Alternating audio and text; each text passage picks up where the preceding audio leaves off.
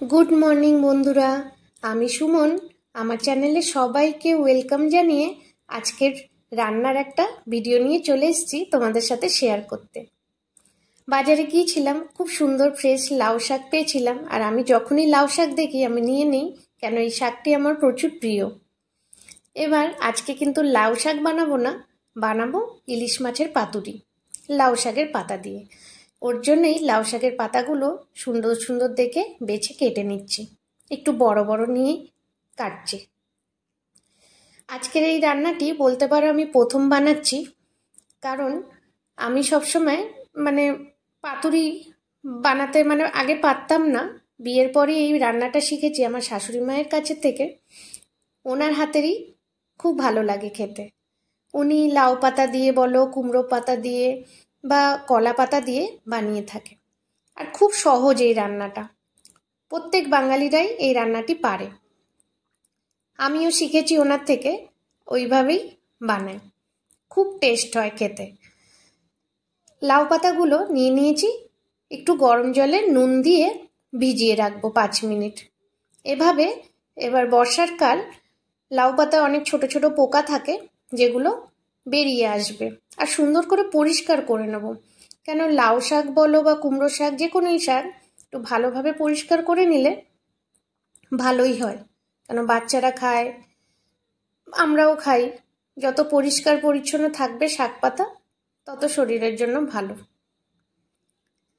ভিজিয়ে দিলাম। এবার কিছু মশলা যেগুলো আমি রান্নায় ব্যবহার করব সেগুলোই নিয়ে নিচ্ছি। এখানে আমি 2 চামচ মতন কালো সর্ষের দানা নিয়েছি। সাদা সর্ষেও নেওয়া যায়, তবে ঝাঁঝটা কালো সর্ষেতেই হয়। একটু নুন আর একটু হলুদ নিয়ে নিলাম। 1 চামচ পোস্ত নিয়েছি। আর দেব কিছু কাঁচা লঙ্কা, তবে কাঁচা লঙ্কাটা ঝাল অনুসারে, খুব ঝাল খেতে হলে কাঁচা লঙ্কার পরিমাণটা একটু বাড়িয়ে দেওয়াও যায়। এখানে আমি 3টে কাঁচা লঙ্কা, এগুলো আমি মিক্স করে বেটে নেব। জল দেইনি, প্রথমে শুকনো করে বেটেছি মিক্সিতে। এবার ভালোভাবে গুঁড়ো হয়ে গেছে, ওর মধ্যে সামান্য একটু জল দিয়ে বেটে নেব। বাটা হয়ে গেছে, এবার আমি একটু ছেঁকে নেব, কারণ আমার শাশুড়ি মা বলে সর্ষে বাটাটা একটু ছেঁকে নেবে। অনেকেরই পেটের সমস্যা হতে পারে, হয়েই থাকেই সর্ষের যে খোসাটার জন্য, তাই ছেঁকে নেওয়াটাই ভালো। আমি পুরোপুরিভাবে ছেঁকে নিলাম, হয়ে গেছে। এবার এর মধ্যে আমি কিছু মশলা মেশাবো, ততক্ষণের মধ্যে পাতাগুলো উঠিয়ে নিলাম। 5 মিনিট হয়ে গেছে। গরম জলের থেকে উঠিয়ে আর একটু ঠান্ডা জলে আমি ধুয়ে নেব। লাউ পাতাটা ফ্রেশ থাকলেই পাতুরিটা কিন্তু খেতে ভীষণ ভালো লাগে। আর পাতুরিতে এই লাউ পাতা শুদ্ধই গরম ভাতের সাথে খাওয়া যেতেই পারে, ওর টেস্টটাই অন্যরকম লাউ পাতার। ভালো করে ধুয়ে একটু জলটা ঝরিয়ে নেব। তোমরা কারা কারা আজকে আমার এই রান্নার ভিডিওটা দেখছো অবশ্যই কমেন্ট করে জানিও আজকের রান্নাটা তোমাদের কেমন লাগলো। তোমরা যখন কমেন্ট করে বলো আমার রান্না কেমন লাগছে বা আমার ভিডিও কেমন, আমার ভীষণ ভালো লাগে তোমাদের কমেন্ট পড়তে। আর সবাই আমার চ্যানেলটিকে সাবস্ক্রাইব করে আমার পাশে থাকবে। আমি চেষ্টা করব নতুন নতুন নানা রকম যাই রান্নার ভিডিও বলো বা ঘুরতে যাওয়ার ভিডিও তোমাদের সাথে শেয়ার করতে। এখানে আমি 3 চামচের মতন সর্ষের তেল সর্ষে বাটার মধ্যে মিশিয়ে নিলাম। এবার 3টে কাঁচা লঙ্কা আমি ওর মধ্যে চিড়ে চিড়ে দিয়ে দেব।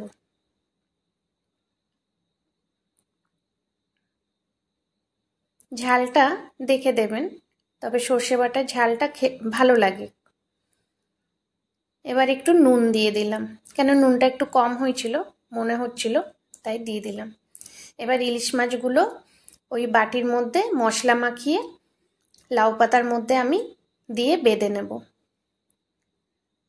পাতুরি জিনিসটা দুজন সঙ্গে থাকলে খুব সুন্দরভাবে বাঁধা যায়, দুজনে মিশে। আমি সবসময় আমার শাশুড়ি মাকে হেল্প করতাম, উনি বানাতেন, আমি ওই সুতো দিয়ে বেঁধে দিতাম। আজকে একা একা জানি না কতটা ভালো করে বাঁধা যেতে পারে, তবে চেষ্টা করব সুন্দর করে বাঁধার, যাতে মশলাটা বেরিয়ে না আসে। এবার সর্ষে বাটা যে মাছটা মাখিয়ে রেখেছিলাম ওটা দিয়ে দিলাম লাউ পাতার মধ্যে, দিয়ে একটা কাঁচা লঙ্কা ওর সাথে দিয়ে দিলাম, দিয়ে এবার বেঁধে নেব। লাউ পাতা বলো কি যে কোনোই পাতায় এই পাতুরিটা বানানো যায়, আর খুব সুন্দর একটা টেস্ট হয় লাউ পাতায়। আর এই পাতা শুদ্ধি কিন্তু পাতুরিটা খাওয়া যায়। বাঁধার চেষ্টা করেছি, তবে দুজন থাকলে এই বাঁধাটা আরও সুন্দর হতো। তবে আশা করি মশলা বেরোবে না। আরেকটা পাতা এরকম আবার নিয়ে নিলাম দুটো, নিয়ে এবার আরেকটা মাছ ওরকম মশলায় মাখিয়ে দিয়ে দেব। এবার এক এক করে মাছের টুকরোগুলো মশলায় মাখিয়ে আমি লাউ পাতার মধ্যে দিয়ে বেঁধে নেব। অল্প অল্প করে সর্ষে বাটাটা দিলাম। এইটুকুনিতেই পুরো এক থালা ভাত আপনারা কিন্তু খেয়ে নিতে পারবেন। বাঙালিরা তো প্রত্যেকেই জানেন এর স্বাদ, আর যারা অবাঙালিরা অনেকেই আছো বাঙালিদের হাতের মাছ খেতে চাও। যেমন আমি উড়িষ্যায় ছিলাম, তখন সবাই বলতো তোমরা কিভাবে মাছ রান্না করো, যে তোমাদের হাতের মাছের রান্নাটা ভীষণ ভালো হয় খেতে। যারা যারা দেখছো তারা আজকে দেখে নাও, বাঙালিরা কিন্তু অতিরিক্ত মশলাও ইউজ করে না, আর সব রান্নায় পেঁয়াজ রসুনও ব্যবহার করে না। তাতেই কিন্তু মাছের স্বাদ, সে রান্নার স্বাদ অনেকটাই ভালো হয়ে থাকে।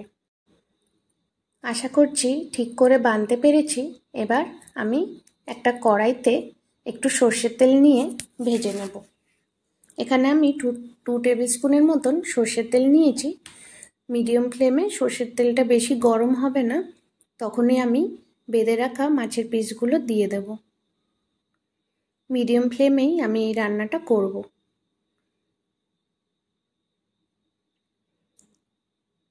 এপিট ওপিট করে ভালো করে ভেজে নেব। আর লাউ পাতার কালারটা দুদিক থেকেই এরকম চেঞ্জ হয়ে এলেই মনে করব আমার লাউ পাতার পাতুরিটা রান্না শেষ। 5 থেকে 10 মিনিটের মতন সময় লাগে এটা ভাজতে। হয়ে গেছে, এবার আমি ঢাকা দিয়ে 5 মিনিট রেখে সার্ভ করব। দেখতে যেমন সুন্দর হয়েছিল, খেতেও কিন্তু তেমনই সুন্দর হয়েছিল। আর আমি ভাবতে পারিনি যে এরকমভাবে আমিও করতে পারবো একা একা। কেন আমি প্রথমে মনে করতাম পাতুরি জিনিসটা একা বানানো যায় না, একজন হেল্পার লাগে সঙ্গে বানতে। তবে আজকে আমি নিজে নিজে চেষ্টা করেছি, খেতে কিন্তু খুবই ভালো হয়েছিল। আর গরম গরম ভাতের সাথে এই মাছের সাথে লাউ শাক নিয়ে মশলা দিয়ে মেখে ভাতটা খেলে কিন্তু খুব ভালো লাগে। আর প্রত্যেকটি বাঙালির কাছে এই রান্নাটি ভীষণ প্রিয় হয়ে থাকে। আর তার মধ্যে যদি মাছটি হয় ইলিশ মাছ, তাহলে কোনো কথা হবে না। আজকে আমার রান্নার ভিডিওটা কেমন লাগলো অবশ্যই তোমরা কমেন্ট করে জানিও। আর যারা যারা এখনো অবধি আমার যা বন্ধুরা আছো উড়িষ্যায় খাওনি, এভাবে একবার ইলিশ মাছ রান্না করে খেও। আজকের ভিডিওটা এখানেই শেষ। আবার পরে দেখা হবে একটা নতুন ভিডিওর সাথে। সবাই সুস্থ থাকবেন, ভালো থাকবেন, আর সবাইকে অসংখ্য ধন্যবাদ আমার রান্নার ভিডিওটি দেখার জন্য। নমস্কার।